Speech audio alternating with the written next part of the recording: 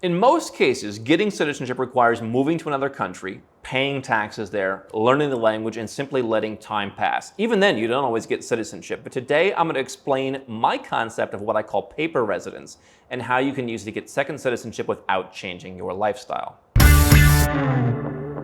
We invented the phrase paper residence a number of years ago to explain a process that is relatively unique and not that many countries offer it, but it allows you to get second citizenship at a discount without the hassle of getting into another country's tax system and without changing your lifestyle. And I see a lot of folks online misusing this term now. They've adopted it as their own and they're not getting the proper intent. And so I wanted to explain it from the source. I'm Andrew Henderson, founder of Nomad Capitalist. We help 7- and 8-figure entrepreneurs and investors reduce their taxes, protect their assets, increase their freedom, and grow their opportunities, all legally and all internationally. You can learn more at nomadcapitalist.com.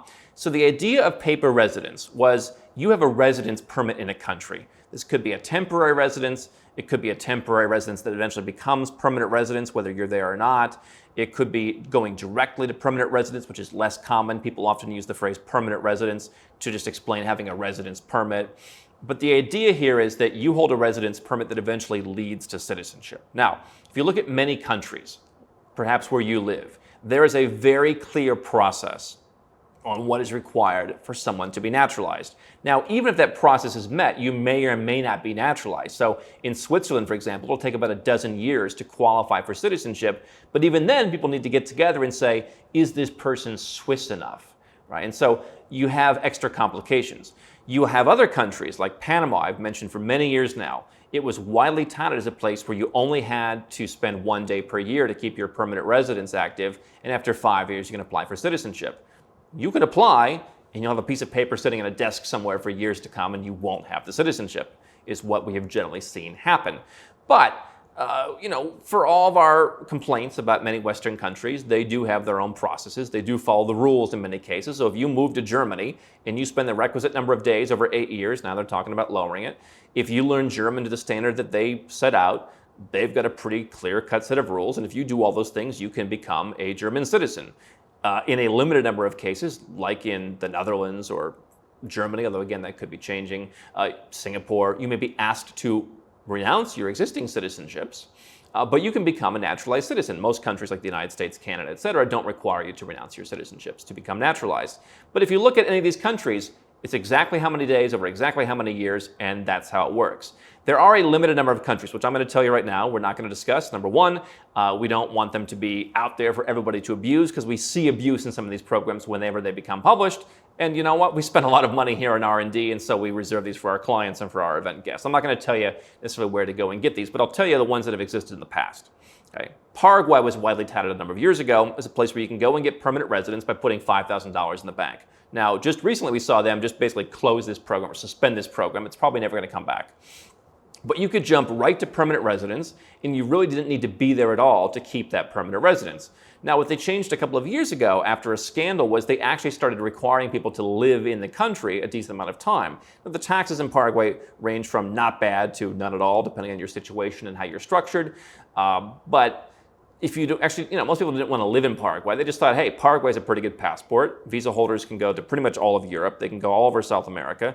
It's not a tier A passport like the United States, but it's a very solid tier B plus passport. And the idea was put $5,000 in the bank. You're not even donating the money. Put that money in the bank and then go your 1 day per year. And then after 3 years, you can apply for citizenship. Now, what people didn't realize, as in any naturalization procedure, is you generally need to learn the language. So the spirit of paper residence is it leads to citizenship. We are not talking about a residence permit where you can simply keep the residence permit but not work towards citizenship. I'm not saying there's anything wrong with that. I have a residence permit in Asia, for example, and that's never going to lead to citizenship. It's a long-term residence. It allows me to live there. It's a country that I enjoy living in. It's a country that doesn't bother me. And so that's not a bad thing to have. On the other hand, there are countries where they would give you citizenship, but they're going to require you to spend time there to become a citizen, but they're not going to require you to spend time to keep your residence permit. So some of these kinds of countries don't always follow their own laws. So I'm going to give you generally what our experience is, and people's mileage may vary a little bit. But what we found recently in Costa Rica is they've changed the policy to where to keep a residence permit, you don't really need to be there. You don't really need to be there in some cases at all, but if you want to avoid having to go through a laborious reapplication process with a new criminal record, you need to at least check in once a year. So having a residence permit in a country like Costa Rica, which currently, at least for now, has a tax-friendly policy.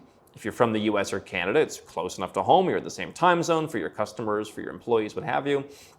It's a nice place to live if you like the vibe that Costa Rica has to offer. And yeah, Costa Rica has a relatively decent passport as a travel document. It's respected. No one hates the Costa Ricans around the world. But that 1 day per year to keep residence does not mean you're qualifying towards citizenship. The same thing applies, for example, in a country like Ecuador. You can keep that residence permit, but they have over the years waffled back and forth, and now the position in Ecuador generally is you need to be spending a good amount of time in the country for about 3 years to get citizenship. So understand the difference between I have a residence permit which doesn't require me to live there. That's something that I would call a back pocket residence permit. You're keeping it if you want it in the future. But the definition, since we coined the term, a paper residence, is that it leads towards citizenship without the physical presence requirement. And so an example might be Colombia's permanent residence program. I obtained permanent residence in Colombia. It's no longer possible to do so. You've got to first become a temporary resident, live there, and then work towards permanent residence. But I obtained permanent residence by buying a property. The requirement is, again, a little bit different depending on who you ask, but I would generally call it 1 day per year. Go 1 day per year. And if you're going to go 1 day, you might as well go for a week or 2 weeks or whatever, but it's very, very minimal is the point. And there is no technical requirement that we've seen in Colombia about how much time you need to actually be there to qualify for citizenship. Now, in countries with civil law systems, could they get on your case and say, but the spirit of the law? Sure. Just as in some cases in a civil law system, they could go the other direction and say, it sounds like you were really busy running your international business. All right, fine, you weren't here that much, but fine, here you go. You meet the other criteria. There is an inherent risk in paper residence, especially in countries where judges, for example, make decisions on citizenship, where it could go for you or it could go against you. But we have seen that the paper residence programs that we talk about, you'll see 2/3 or greater success rate where somebody maintains the residence permit for 3 years or 5 years, and then when they go to apply for citizenship, they will need to meet the other requirements. They need to pass a language test, they need to take a history test, whatever it may be, and otherwise, even if they weren't there that much, they can actually get the citizenship.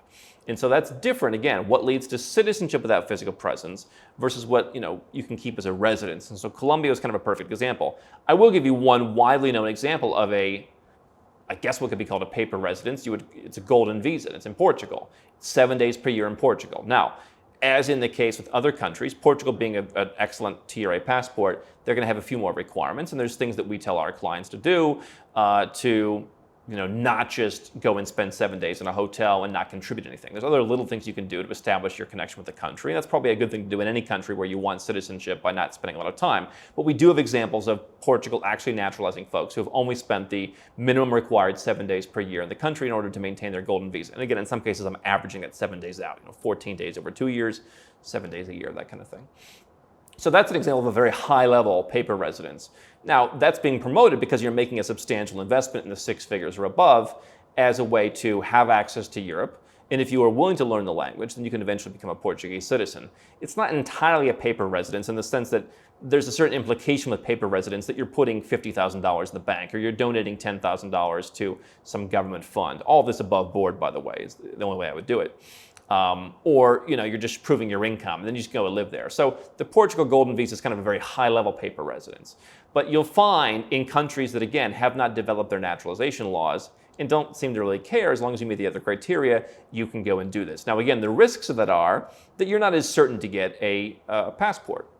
And so let's say you go and put $50,000 in the bank and you make 2% interest. There's an opportunity cost on that, but you will eventually get that money back with interest. You're not really losing anything, you're just paying the legal fees.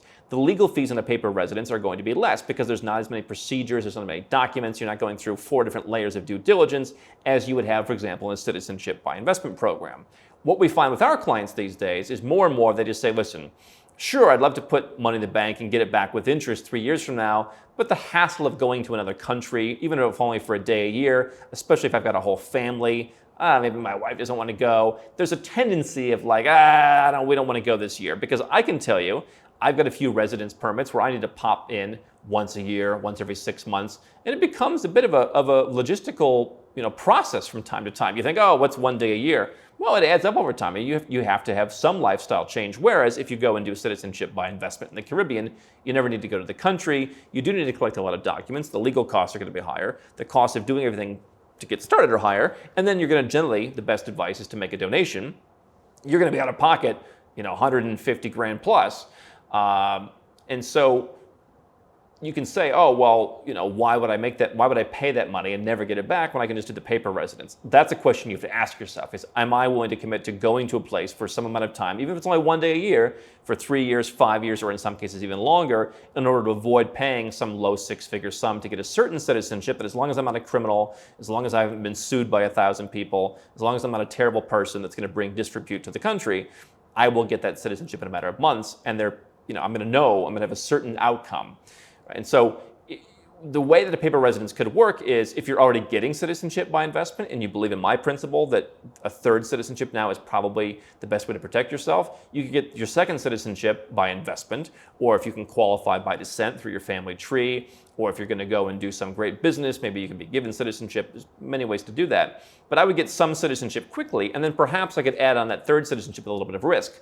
You can get a couple of different paper residences and stack those on top of each other. So if each one has a 65% probability of success, you get 2 or 3, at least one's going to come through, and the other ones can just stay residence permits. You can just use those in many cases for the next 5 years, 10 years, or even forever if it's permanent. And so understand the risks of that. If you have 100,000 and change to spend and you just want citizenship in the next 6 months, then you go with citizenship by investment. But paper residence can play a role for someone who's just starting out, who doesn't have a lot of money to spend, or who wants to continue to build their passport portfolio. Because I believe, if I'm American, sure, a Caribbean citizenship is nice. Maybe I want a European citizenship for access to that zone, but I also want citizenships that are more off the wall, potentially. Places that are in Eastern Europe, places that are in Latin America, places that give me unique access to other parts of the world. And so that's where a paper residence can come in, giving you more off the wall countries that give you more diversification. They may be in a different geopolitical space. They certainly aren't going to be worried about taxing you no matter where you go in the world. They're going to give you freedom on that basis.